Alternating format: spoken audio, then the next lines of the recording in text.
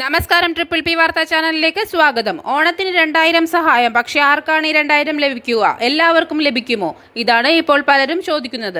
Social മീഡിയയിൽ 2000 സംബന്ധിച്ച പലതരത്തിലുള്ള വാർത്തകൾ പ്രചരിക്കുന്നുണ്ട്. എന്നാൽ യഥാർത്ഥത്തിൽ ഈ സഹായം പ്രത്യേക വിഭാഗത്തിലെ അർഹരായ കയർ തൊഴിലാളികൾക്കാണ് നൽകുന്നത്.